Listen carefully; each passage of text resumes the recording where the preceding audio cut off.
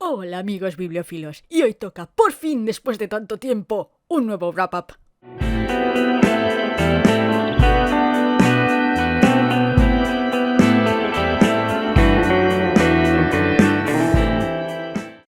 Sí, el resumen de las lecturas de... Esperad un momento... ¡Junio! Que en total fueron 2 míseros libros. Ay, madre mía, con lo que yo he sido. ¿Qué podríamos agrupar con el título de... Eran otros tiempos? Porque sí, eran otros tiempos. Otra época, otra mentalidad. Bueno, en fin. Y sin más, comencemos. El primer libro que leí fue La mirada del ángel de Thomas Wolfe. Thomas Wolfe, no Tom Wolfe. Ese es un escritor moderno. Thomas Wolfe escribió a principios del siglo XX. La mirada del ángel es el tochaco de trotalibros, 744 páginas. Pero, por otra parte, eso es mucho más asequible que En busca del tiempo perdido de Marcel Proust. Así que si siempre habéis tenido miedo de empezar por la magna obra del escritor francés, esta es una buena alternativa. La mirada del ángel no tiene esa intención de ser un retrato de una clase social concreta en un momento concreto, como si quisiera guardarla en ámbar, pero sí son similares en el sentido de que ambas reflexionan sobre la memoria, no tanto el pasado, sobre lo que recuerdas. Que es muchísimo, porque madre mía lo que te enrollas, Thomas. Se le nota la facilidad para escribir y podría haber llenado muchas más páginas. De hecho, lo hizo. El editor tuvo que meter tijera.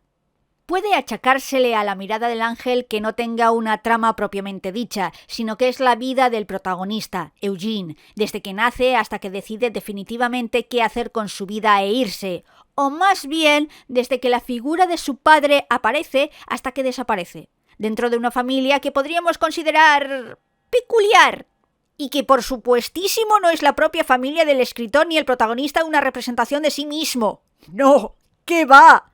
Vamos a decir eso en el prólogo para que no te denuncien, Thomas.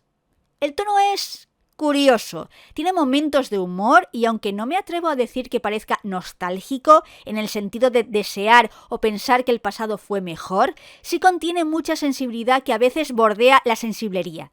Lo cual tiene sentido, porque Eugene es un muchacho que durante la mayor parte del libro es menor de edad, con una mente llena de ideas a veces un poco rocambolescas, fruto de haber leído muchas novelas de aventuras o de esas baratillas famosas en su época y ser parte de una familia con miembros a cada cual más raro y vivir en unos tiempos que apoyaban su idea de romanticismo.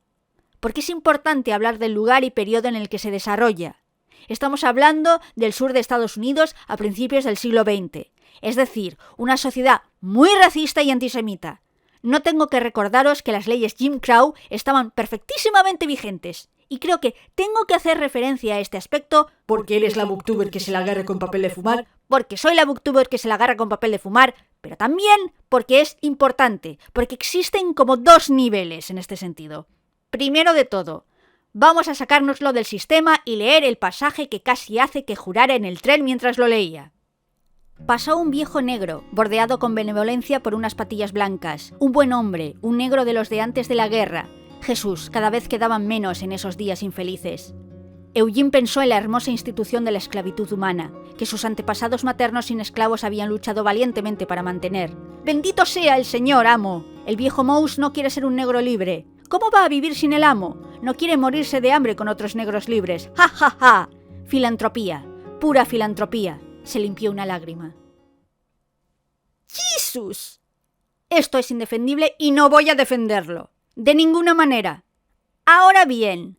Ha sonado a yo no soy racista, pero... Ahora bien, esto es lo que piensa Eugene. Y Eugene es un personaje. Puede que sea una representación del autor, una reinterpretación de su vida y pasado, pero un personaje al fin y al cabo. ¿Sabéis cómo la gente usa hay que separar entre obra y autor para poder seguir siendo fan de, yo qué sé, una saga de fantasía aunque el autor esté en la cárcel por ser un psicópata que asesinó a 8 mujeres? Pues bien, yo la utilizo al revés, porque creo que es la única forma en la que tiene sentido. Porque un libro vaya sobre un psicópata que asesina mujeres, eso no quiere decir que el autor lo defienda, porque el autor puede ser una ancianita muy agradable que vive en una casita en Northumberland. La idea de un personaje no tiene por qué representar las ideas del autor. Al revés, creo que es imposible. No veo cómo un autor nazi no va a infiltrar su ideología en el texto, aunque crea que no lo hace. pero también es cierto que hay que ver la novela en su conjunto para poder discernir si se trata de simple ficción o no.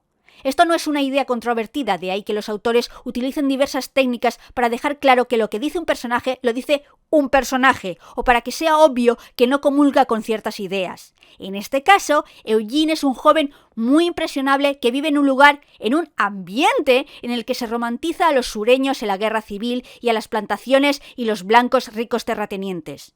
¡Por el amor de Dios! Que la casa de huéspedes de la madre de Eugene se llama Dixieland. Es un muchacho blanco de clase media, mucho menos pobre de lo que su familia da a entender, sumergido en un sistema extremadamente racista. Sin embargo, sé que el autor no tiene exactamente esa visión, o por lo menos se distancia, porque hay una excusatio non petita en el libro. Cuando se habla de que cuando era niño, Eugene con sus amigos se metía o se peleaba con los chicos negros o judíos, declara explícitamente que no lo hacía por odio o animadversión, sino simplemente porque todos lo hacían y él no quería quedarse fuera. O sea, que el autor no es racista. No, sí que lo es.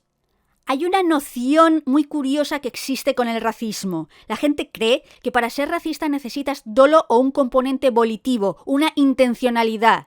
Tienes que odiar otras razas para ser racista. Y no, el racismo es sistémico.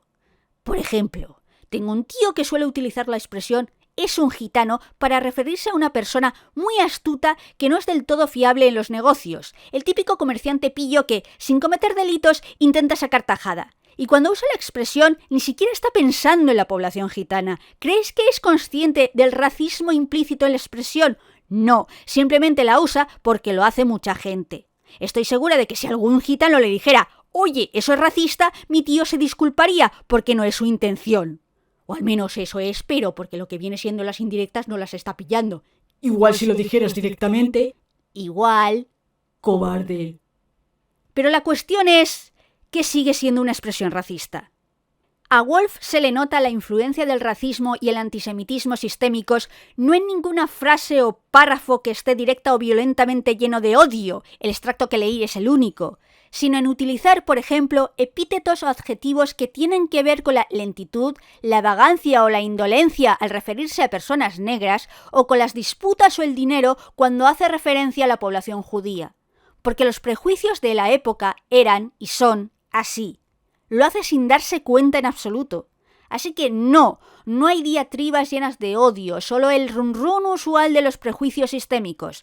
Lo que se puede decir de La mirada del ángel es que es tan subjetiva, tan centrada en la familia y las vivencias del protagonista, que cualquier otro grupo social le da igual. No hay odio, solo hay indiferencia. Es más, la novela es bastante limitada para poder observar la realidad de la época, porque si no supieras nada de las leyes discriminatorias que no permitían a negros y blancos beber de la misma fuente, por ejemplo, no te enterarías por esta novela, porque no menciona nada de esto. Así que si estáis muy asustados de si el libro del sureño blanco es muy racista, no más de lo usual en ese tiempo. Por ejemplo, es menos racista que Lo que el viento se llevó. Sí, acabo de decir esto, pero es que es verdad. Es más posible que os aburráis a que os ofendáis. Aunque de nuevo, ese pasaje que he leído es para mear y no echar gota. Hay, por ejemplo, cosas que personalmente me han molestado más, como cierto blanqueamiento del padre, que era, al fin y al cabo, un maltratador y un putero con enormes problemas con el alcohol. Aunque he dicho que es más posible que os aburráis, porque la novela no tiene trama definida y tiene una prosa muy profusa, con poco diálogo. Yo no me aburrí en absoluto. Es curioso, mi padre me preguntaba ¿de qué va? Y yo no sabía qué contestarle exactamente, pero no podía dejar de leer. En mi caso no fue una lectura cautivadora, me tomó un mes leerlo, pero no quería dejarla, me interesaba lo que estaba ocurriendo y tiene pasajes muy bellos. Ahora bien, lo de que todo el mundo intentara iniciar en el sexo al pobre chaval cuando aún era menor de edad me hizo sentir incómoda. Es más, el personaje más ético es una prostituta que le pregunta a Eugene qué edad tiene porque lo ve muy joven y no quiere tener sexo con alguien que no es adulto. Aprended, jugadores profesionales de fútbol. Al final, es el testimonio de un hombre tal vez demasiado sensible sobre su infancia y juventud y sobre su familia, una familia que odiaba y amaba al mismo tiempo, con sus rencillas y momentos de cariño, con una humanidad que tanto podía ser conmovedora como destructiva. Pero Thomas, macho, 744 páginas. Aprende a resumir, que no eres una peli de Bollywood. El segundo y último libro que leí fue Un chelín para velas de Josephine Tey. Un murder mystery ligerito para digerir el mostrenco que me acababa de leer. Un nuevo caso de la serie del detective Alan Grant, esta vez investigando el asesinato de una actriz, cuyo cuerpo sin vida encuentran en la playa. Me pasó algo muy curioso con este libro y es que es muy fácil de leer, muy entretenido. Tey es fantástica autora del género, pero cuando lo analizo un poco, el misterio es probablemente el peor que he leído de la autora. Quiero decir, es imposible descubrir quién lo hizo porque escamotea toda la información útil. No en plan Agatha Christie escondiéndolo detrás de 18 pantallas. No, es que simplemente no te está contando la información. Sin embargo, Tey no es Agatha Christie. No le interesa el puzzle. Es una autora que se centra en la comedia y los comentarios sociales, en crear historias agradables y bien escritas. Digamos que está más interesada en la verosimilitud que en pillar por sorpresa al lector. No hay como giro final, no hay nada de eso. Quiero decir que sí que lo hay. Se desvela quién lo hizo, pero que no se desvela en una manera en la que te tenga que impresionar el puzzle, como con Agatha Christie. También diré que creí que la chavala de la que habla la sinopsis y que se supone que ayuda al detective aparece bastante menos de lo que pensé. Y tengo curiosidad por ver la adaptación que hizo Alfred Hitchcock, porque tal y como está, no parece una historia que interesa al director. Así que apuesto a que el papel de la chica es más extenso. Y seguro que tiene una relación, o bien con el detective, o bien con otro personaje masculino. Porque es que, no sé, lo veo. Conociendo el cine de Alfred Hitchcock, me lo imagino. Es, en definitiva, un libro ideal para el verano porque es ligero, entretenido y se siente muy fresco. Josephine Tey es siempre buena opción.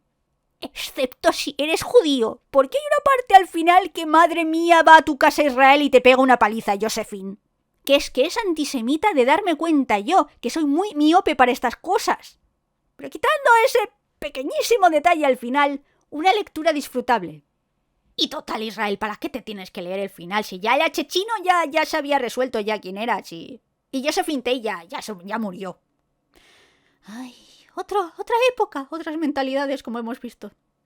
Y ya está, esos son los libros que leí.